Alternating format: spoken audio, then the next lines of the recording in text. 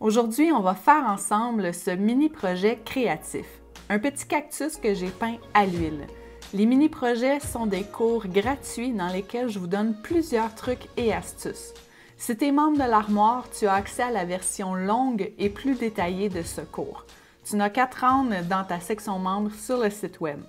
Si tu n'es pas membre et que tu aimerais le devenir, je t'ai mis le lien dans la description. Ça te donne accès à une bibliothèque de cours de peinture en ligne. L'armoire, c'est comme le Netflix de la peinture.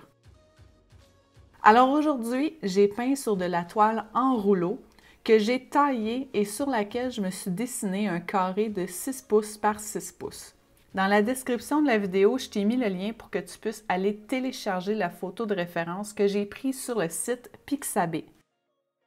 Donc, étant donné que l'arrière-plan de ce cours-là est assez clair, donc j'ai choisi des couleurs quand même assez claires pour l'arrière-plan, au lieu d'aller me faire une couche de base d'une couleur quelconque à l'acrylique, je vais plutôt aller me faire une couche de gesso blanc pour être sûr que la peinture à l'huile va bien adhérer à la surface et avoir une surface propre. Une fois que la couche de gesso est bien sèche, ce que je viens faire, c'est tracer le contour du cactus parce que là, je vais aller me faire une couche de base à l'acrylique d'une teinte verte assez près des couleurs vertes que je vais utiliser à l'huile par la suite. Pourquoi je fais ça? C'est simplement pour m'éviter d'avoir à faire 2 ou 3 couches à l'huile. Parce qu'on sait qu'il y a certaines couleurs peut-être un peu plus pigmentées à l'huile qui ne sont pas autant opaques. Le vert peut en faire partie, surtout quand on va dans des verts assez vifs. Et j'ai certaines sections du cactus qui vont être d'un vert un peu plus vif, donc je veux m'assurer d'être capable de tout faire le cactus au complet en une seule couche à l'huile. Donc pour ça, je viens me faire une couche uniforme en peinture acrylique d'un vert quand même assez proche de ce que je vais utiliser en peinture à l'huile. Et je vais même venir repasser une deuxième fois pour avoir un vert le plus uniforme possible. Mais là, attention, on ne cherche pas la perfection non plus. C'est juste pour être sûr qu'il n'y ait pas des endroits qui soient presque blancs et d'autres vert foncé. Et que là, ça crée une inégalité quand je vais venir appliquer mes couleurs à l'huile. Une fois que c'est fait, je viens me tracer des lignes repères avec un crayon blanc pour m'aider à cerner où sont les zones d'ombre, donc les zones les plus foncées, des lignes qui vont m'aider à diviser dans le fond les teintes à aller mettre pour avoir vraiment un cactus avec les bonnes proportions, pour pas que ce soit croche une fois fini. Donc je trouve que c'est toujours important de se faire des lignes repères comme ça dès le début. Comme ça, on ne passe pas notre temps à se corriger une fois qu'on est rendu à appliquer les couleurs à l'huile. Donc pour la toile, je vais vraiment procéder autant de l'arrière-plan que le cactus en même temps. Dans le fond, c'est que je vais travailler une petite section de l'arrière-plan et ensuite de ça, je vais venir travailler la section du cactus qui va par-dessus l'arrière-plan. Là, tu dois te demander pourquoi je ne fais pas tout l'arrière-plan au complet, puis ensuite de ça, venir faire le cactus.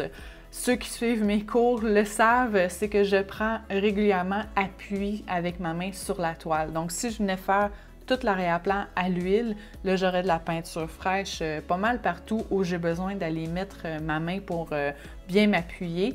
Donc, je me ramasserai avec la main quand même assez salie régulièrement et là, je passerai mon temps encore là à venir corriger mon arrière-plan que j'ai abîmé. Donc, c'est pour ça que je vais procéder tranquillement pour l'arrière-plan en même temps que le cactus. Donc, le cactus, la même chose. Je ne vais pas aller placer toutes mes zones plus foncées partout sur le cactus. Moi, j'aime vraiment le progresser d'un côté à l'autre côté pour vraiment faire petite section par petite section. Donc, tu y vas vraiment comme toi, tu vois que c'est le plus simple pour toi. C'est-à-dire que faut que tu trouves tes repères avec tes lignes guides que tu t'es tracées. Donc, si c'est plus facile pour toi de trouver les zones qui sont les plus foncées, bien, cerne-toi une petite section du cactus. Donc, on va dire toute la petite section qui est le plus du côté gauche. Et là, dans cette section-là, tu vas placer tes couleurs foncées. Après ça, tu vas placer tes couleurs moyennes. Et après ça, tu vas placer tes couleurs pâles, sans t'acharner sur les détails tout de suite. On commence toujours juste par placer nos teintes. Et après ça, là, tu viens travailler un peu, te dégrader s'il y a lieu. Tu viens affiner tes coups de pinceau. Tu peux venir, comme tu me vois faire, utiliser le pinceau mop pour vraiment là, affiner des petits fondus qui doivent être présents pour donner le réalisme au cactus, mais aussi pour faire disparaître des dénivelés de peinture. Donc, si tu as mis un peu trop de peinture à certains endroits et que tu te retrouves avec une bavure, si on peut dire, sur ta toile, là, tu peux venir utiliser le pinceau mop pour l'enlever. Donc, c'est vraiment de cette façon-là que tu vas procéder pour tout le cactus. Une fois que ta petite section que tu as déterminée à faire, tu es satisfait là, de toutes tes teintes, tu as travaillé tes fondus, tu as affiné tes coups de pinceau et tout ça, là, ce qu'on vient faire, c'est qu'on vient tracer les épines. Et là, ça peut être un peu plus complexe si tu n'es pas habitué parce qu'il s'agit de venir repasser à certains endroits par-dessus la peinture à l'huile fraîche que tu viens de mettre. Et ça, pour faire ça, ce que tu as besoin, c'est d'utiliser du liquin ou un médium à peindre. Mais si j'avais à te suggérer quoi prendre entre les deux, je vais te dire d'aller avec le liquin parce que le liquin va aider en même temps à accélérer le séchage plutôt que de le ralentir comme peut faire le médium à peindre. Donc le liquin, tu en mets juste un peu dans ta peinture, la couleur que tu as besoin d'utiliser pour les épines. Et tu vas utiliser un pinceau liner. Donc, c'est une petite goutte de liquin que tu viens mettre dans une petite quantité de peinture. Donc, ici, c'est un genre de blanc cassé que j'utilise. Et ça va faire en sorte que ta peinture va être beaucoup plus fluide. Donc, que tu vas être capable d'étirer le trait de peinture pour venir faire les épines. Mais aussi, c'est que ça fait en sorte que la nouvelle couleur que tu viens mettre va glisser par-dessus celles qui sont déjà présentes, même si elles ne sont pas sèches. Mais attention, pour que ça fasse ça et que les couleurs ne se mélangent pas, tu dois vraiment passer qu'une seule fois. Parce que quand tu finis ton trait de pinceau, eh bien là, tu vas te retrouver avec du vert sur ton pinceau liner. Donc, à chaque nouveau trait que tu dois faire avec ton pinceau liner, avec le blanc cassé et le liquin, tu dois aller essuyer ton pinceau avant pour enlever le petit vert que tu as ramassé là, en faisant ton trait et remettre de la couleur, là, la bonne couleur propre sur ton pinceau. Et là, on procède vraiment comme ça. Donc, tu continues à progresser sur ton cactus en commençant par les couleurs du cactus, donc les teintes de vert, les teintes foncées, les teintes moyennes. Donc, tu vois qu'il y a une teinte qui est un peu plus qui tire vers le turquoise gris. Il y en a une autre qui est vraiment un vert vif. Donc, tu places toutes ces teintes-là. Ensuite de ça, tu viens corriger si à certains endroits, tu avais un dégradé ou un petit fondu à faire entre deux teintes. Tu viens passer ton pinceau mop. Une fois que tu es satisfait de ta section, là, tu regardes si tu avais des épines à aller faire dans cette section-là. Et là, tu reprends ton pinceau liner de tantôt, tu le nettoies bien et tu reprends de la peinture avec du liquin. Aussi, si tu as des endroits comme surtout les ronds qu'on doit faire qui sont d'un blanc cassé, donc de la couleur des épines, si tu sais que tu as un rond à faire à un endroit, tu peux te laisser cet espace-là vide. Donc, ne pas aller mettre de vert à l'huile à cet endroit-là. Ça va t'aider à ce que ton blanc cassé que tu vas aller mettre par après reste vraiment blanc cassé. Parce que là, il va vraiment falloir que tu viennes appliquer ta peinture là, avec une forme de rond. Donc, c'est plus juste d'étirer un trait. Donc, à ce moment-là, de laisser l'espace vide, tu viens appliquer ton blanc cassé directement sur la peinture acrylique qu'on a laissé sécher. Donc, ça t'évite que tes couleurs se mélangent ensemble. Mais fais pas ça pour toutes les épines parce que là, tu vas te compliquer la vie. Puis c'est quand même assez simple pour les épines de faire en sorte que la peinture glisse sur le dessus.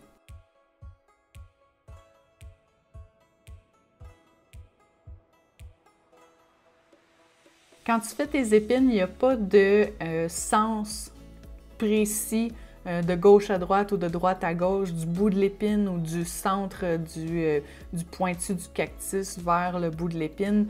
Il n'y a pas de sens dans lequel c'est mieux de tracer. Tout est dans la façon que tu vas peser avec ton pinceau. Donc, c'est sûr que ça, c'est quelque chose qui vient avec l'expérience.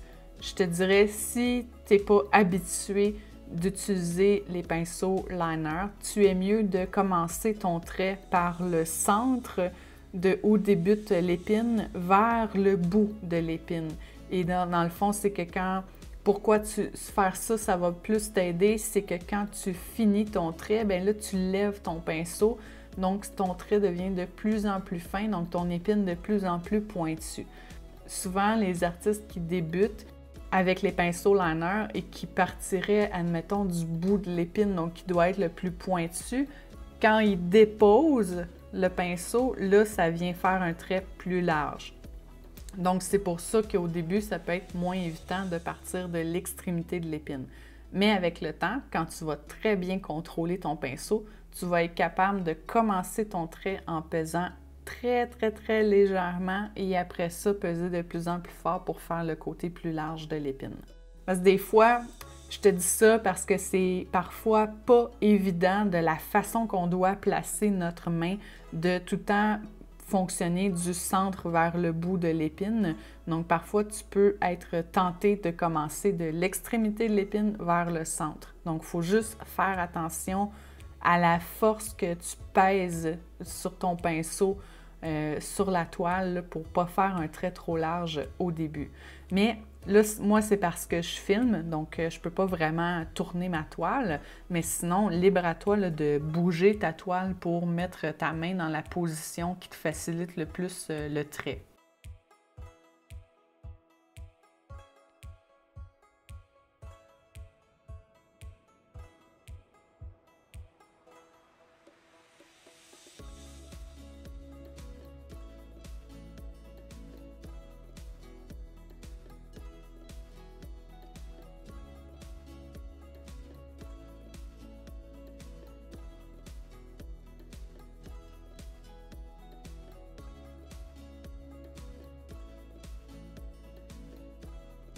Là, étant donné qu'on fonctionne un peu par étapes pour l'arrière-plan, tu ne peux pas avoir vraiment une vision d'ensemble. Donc, je te dirais, c'est sûr que en tout cas pour moi, quand je débute mes toiles, j'ai tout le temps une idée en tête de ce que je veux faire avec mon arrière-plan. Mais je sais que c'est pas toujours évident pour tout le monde. Donc là, ce que je peux te conseiller, c'est place tes teintes du mieux que tu peux, comme tu le sens. Donc là, moi ici, je fais un petit fondu d'une couleur turquoise pâle, plus vers le blanc, avec du turquoise un peu plus foncé. Donc, je joue un peu avec ces teintes-là. Donc, tu peux appliquer ces teintes-là, faire ton fondu du mieux que tu peux. Mais une fois que la toile elle va être terminée, une fois que tu vas terminer le cactus, que tu vas placer tout ton arrière-plan, tu vas pouvoir là, vraiment prendre un peu de recul, regarder si ton dégradé te satisfait et puis la toile ne sera pas sèche. Donc, tu vas pouvoir venir rejouer là, un peu avec le dégradé de l'arrière-plan aussi, puis venir ajuster là, avec le pinceau mop pour bien créer le fondu. Va juste, si tu fais ça, si tu fais des retouches d'arrière-plan, un coup que tu as fini ton cactus, il va juste falloir que tu fasses attention parce que là, on va avoir fait des épines qui sont par-dessus l'arrière-plan. Donc, si tu accroches ces épines-là en travaillant ton arrière-plan de nouveau, il va falloir que tu ailles corriger ces épines-là.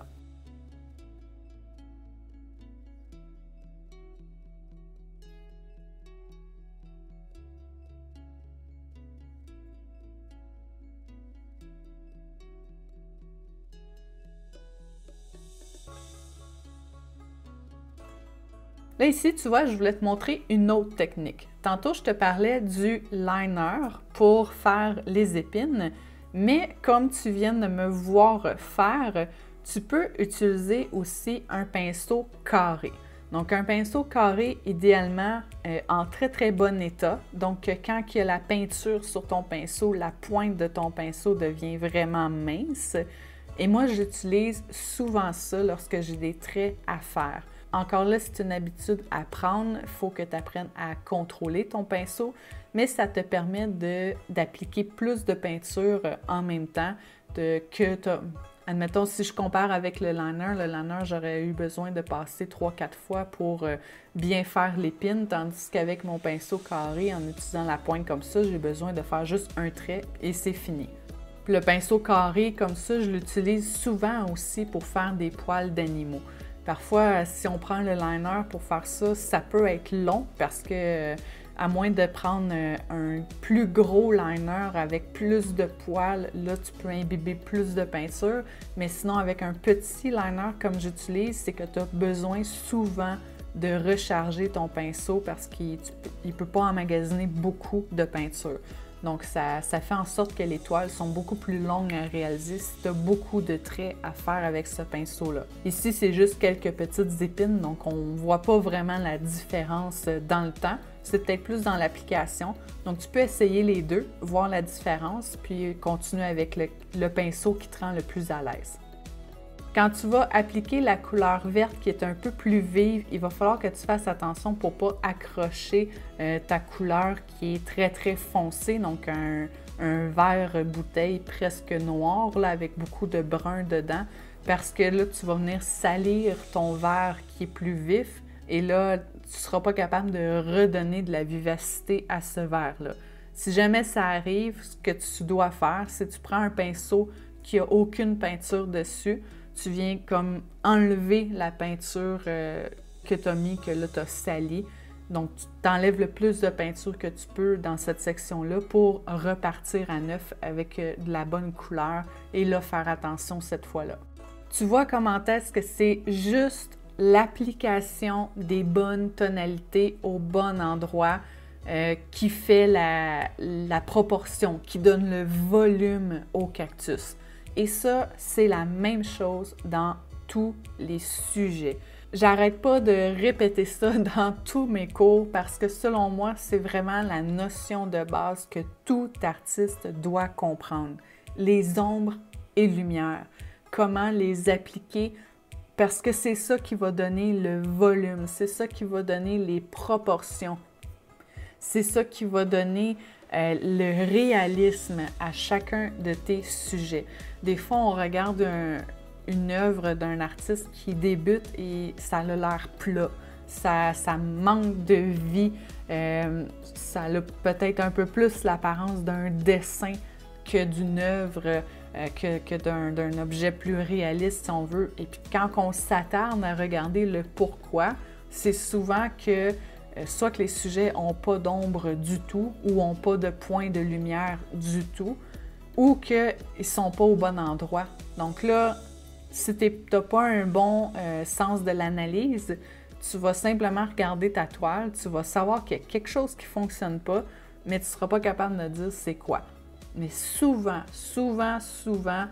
c'est les ombres et lumières. Et ça, c'est vraiment quelque chose que tu vas développer avec le temps en te pratiquant. Donc, les mini-projets comme ça, c'est une excellente façon de te pratiquer pour développer ce sens de l'observation-là, ce sens de l'analyse-là que tu dois avoir pour être capable de bien structurer tes œuvres. Puis aussi, l'autre chose qui est important, et de là, je me rapporte encore aux lignes guides que j'ai tracées au début, c'est de bien structurer ton sujet, donc de te mettre tes lignes repères au bon endroit. Souvent, je vois les artistes encore qui débutent et qui veulent faire ça d'une façon qui va les rendre fiers, donc ils se disent qu'ils vont faire leur sujet sans se tracer de lignes repères, qui vont faire ça à main levée. Mais la réalité, c'est que c'est un très petit nombre d'artistes qui sont doués à main levée. Donc, il faut quasiment que tu aies une très, très bonne connaissance en dessin pour être capable de faire ça à main levée. Sinon, tu peux utiliser la méthode de la mise au carreau pour aller tracer tes lignes repères et tu peux utiliser le papier calque. Ne sois pas gêné d'utiliser le papier calque, ce n'est pas tricher, surtout au début quand que là tu es en train de travailler tous ces sens-là d'observation, d'analyse, de structure. À un moment donné, c'est que tu ne peux pas tout apprendre en même temps. Donc, aide-toi avec des outils. Tu peux aussi utiliser un projecteur. Donc, il y a diverses façons que tu peux prendre pour aller te tracer ces lignes repères-là sur la toile. Et ça va vraiment t'aider à avoir un sujet dont tu vas être fier. Parce que si je prends par exemple, là ici c'est un cactus, c'est peut-être moins évident, mais si je prends un animal ou un visage, des fois juste le fait que le nez soit un peu trop à droite, qu'un œil soit un peu trop haut par rapport à l'autre, juste ça détruit la toile, même si l'application technique de la couleur est super bonne. Juste le fait que tes choses, les parties de ton sujet ne soient pas au bon endroit, on regarde la toile, il y a quelque chose qui cloche, puis là, on n'est pas capable d'avoir le coup de cœur qu'on pourrait avoir si tout était bien placé.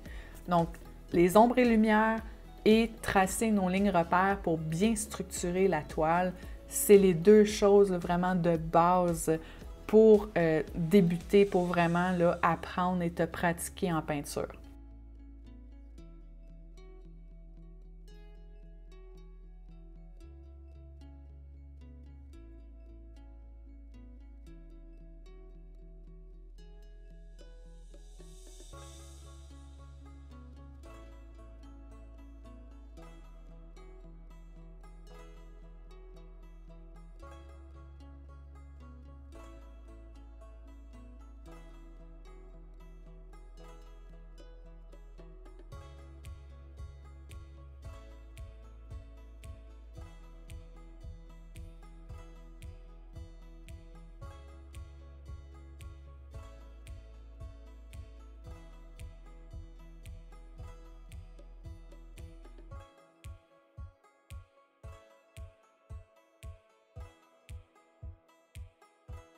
Là, c'est sûr que les épines qui embarquent par-dessus l'arrière-plan, s'ils doivent être très clairs, donc blanches presque parce qu'elles captent la lumière, avec la couleur que j'ai choisie, on ne les voit pas.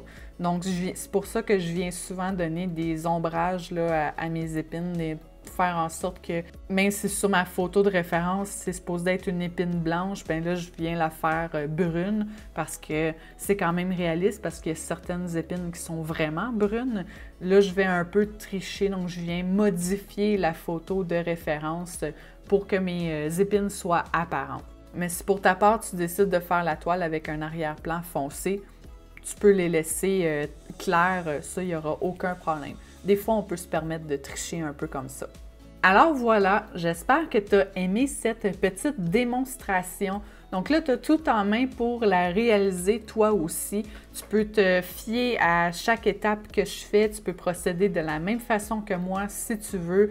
Va te chercher la photo de référence à l'aide du lien que je t'ai mis dans la description. Tu vas pouvoir te faire ton croquis toi aussi aux mêmes proportions que moi. Donc, c'est un carré 6 pouces par 6 pouces que j'ai pris. Et puis là, tu as accès à la vidéo là, pour la visionner autant de fois que tu veux pour si jamais tu essayes de faire le cactus de ton côté, mais que tu vois qu'il y a quelque chose qui ne fonctionne pas à un certain moment, viens te référer à la vidéo pour voir qu'est-ce que j'ai fait à cet endroit-là. Et tu vas comprendre et tu vas pouvoir travailler là, ton sens de l'observation comme on parlait tout à l'heure. Donc, je te rappelle que les mini-projets, c'est un aperçu de ce que ça peut être les cours de peinture en ligne de l'armoire. Si ça te tente d'aller vraiment plus loin, de pousser ta technique, développer vraiment plus de trucs et astuces et avoir accès à une bibliothèque complète de cours de peinture en ligne, tu peux te joindre à nous dans l'abonnement de l'armoire. Donc, je t'ai laissé le lien pour ça aussi dans la description. Ça va me faire plaisir de t'accueillir parmi les membres. Et tu vas voir, il y en a pour des heures et des heures de plaisir à réaliser plein de beaux projets. Donc, si tu as des questions, n'hésite pas à me les laisser en commentaire. Ça va me faire plaisir de te répondre. Et puis, on se voit dans la prochaine vidéo. À bientôt!